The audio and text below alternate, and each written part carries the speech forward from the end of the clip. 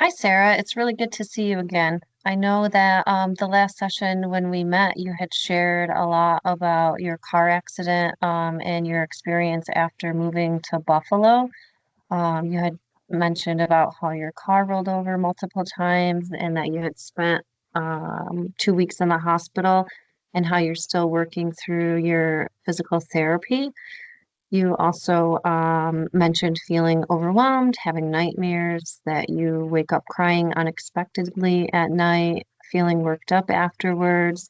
And you mentioned that you didn't really remember the accident, which has been hard to process. And right now, you can't imagine getting back into a car.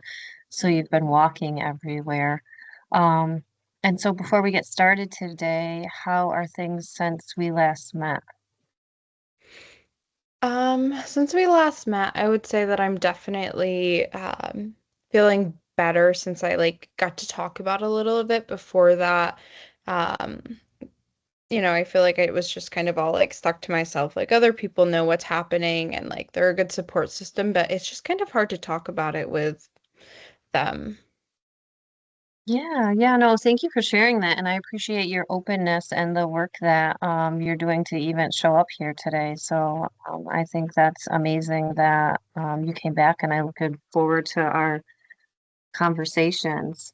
And just to recap, the last time you had described how the accident has continued to affect you emotionally, especially with the nightmares, difficulty staying asleep, the unexpected crying, the intense anxiety, and fear about driving. And then you had shared about your mental health has felt like it's going downhill since the accident, and that you're hoping for that therapy can help you process what happened and reduce some of the anxiety. So today I'd like to explore those symptoms and how they've been showing up recently.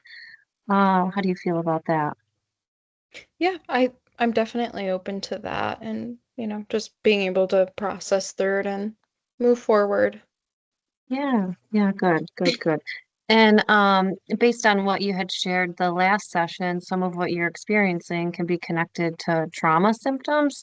And to better understand what you're dealing with, I would like to do just like a brief questionnaire. It's called the PLC-5, and it helps us to identify symptoms related to post-traumatic stress disorder. And it's not a diagnosis, it's just a tool that's going to help us guide to understand what areas might need support. Is it okay if we go through that together? Yeah, absolutely. Okay. And before we start, I just want you to know that at any time, it's 20 questions, so we'll go through, and if we need to pause, we can, take a break. So you just let me know if at any time you feel overwhelmed, or if there's a question that kind of triggers you and you might not want to answer it right now. Okay, that sounds good. Okay. All right. So I just have it here. So if I look down, I'm just kind of going through the answers. The options are going to be 0, which is not at all, 1, a little bit, 2, moderately, 3, quite a bit, and 4, extremely. So just take your time if you need to pause, or if you need me to repeat that at any time, just let me know. Okay. Okay, so number 1 is repeated, disturbing, or unwanted memories of the stressful experience. I would say a 4. Okay. And repeated disturbing dreams of the stressful experience. 3. Suddenly feeling or acting as if the stressful experience were actually happening again, kind of like actually going back there to reveal it. 3. Feeling very upset when something reminded you of the stressful experience. 4. You're doing great, thank you. Having strong physical reactions when something reminded you of the stressful experience, like your heart pounding, trouble breathing, or sweating. Um, I would say a 3. Avoiding memories, thoughts, or feelings related to the stressful experience. 4. Avoiding external reminders of the stressful experience, like people, places, conversations, activities, of objects, or experiences, or Would situations, def- sorry. That's okay. I would definitely say a 4 for that. Okay. Trouble remembering important parts of the stressful experience. 4. Yeah, I remember you mentioning that you don't really remember much. Yeah. Having strong negative beliefs about yourself, other people, or the world. And an example can be thoughts as like, I'm bad, there's something serious wrong with me, no one can be trusted, the world is completely dangerous. I would probably say maybe like a 2 for that one. Sure. How are you feeling right now? I'm feeling okay right You're now. okay? Okay, just let me know if you need to stop. Blaming yourself or someone else for the stressful experience or what happened after it. A 3. Having strong negative feelings such as fear, horror, anger, guilt, or shame. A 4. Loss of interest in activities that you used to enjoy. 4. Feeling distant or cut off from other people. A 3. Trouble experiencing positive feelings like being able to feel happiness or loving feelings for people close to you. Excuse me. Um, I would say a 2. Okay. We just have a few more here. Irritable behavior, angry outbursts, or acting aggressively. Excuse me. Um, Maybe a 2. I occasionally snap. Okay.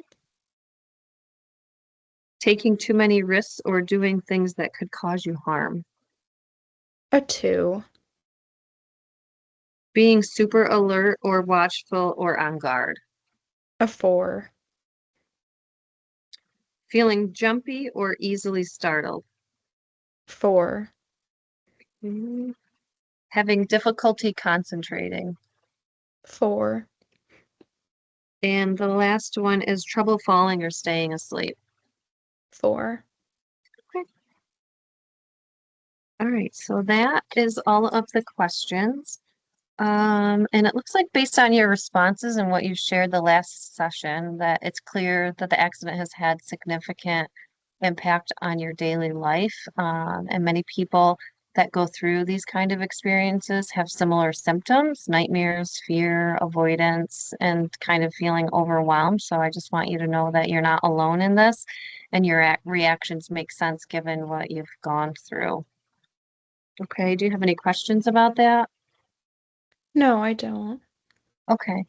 All right. And before we wrap things up right now, I just want to do like a quick grounding exercise with you so Mhm. that as we end the session, it's not, feelings can kind of be abrupt. So, are you okay just doing a quick breathing exercise? Yeah, Yeah. absolutely. I would like All right. that. So, yeah. All right. So before we end, we're just going to kind of take a slow breath in like this, hold it, and then let it out. So we'll do that again. Ready? Deep breath in, hold it, and let it out. And then I just want to ask for you to kind of look around the room that you're in and name like three different things that you can see. Okay. I can see a smoke detector, um, moving boxes, um, and a sweatshirt. Okay, great. Thank you. And so the next time we meet, our time is just coming up now. We're going to talk about different treatment options that might best support you, including, different grounding skills like this, some sleeping strategies, and ways to manage anxiety that are related to your accident. And you did a great job today. Do you have any questions for me? No, that was good, and I do feel a lot better after kind of doing some of those exercises. So, Oh, thank good. you. Yeah, no, I'm so glad to hear that. And then when we spoke last, I just want to make sure you received all of the information for, safety numbers if anything comes up or you need something. I just want to confirm that you have those numbers. And also, if you need to talk to me before the next session, you can reach out to my office, and I'm more than happy to speak with you before next week, if that's okay. Yeah, yeah, that's great. And I was able to receive all of that information. Okay, wonderful. Well, I wish you a great day, and I look forward to meeting with you next week. Yeah, you as well. Thank you. Absolutely.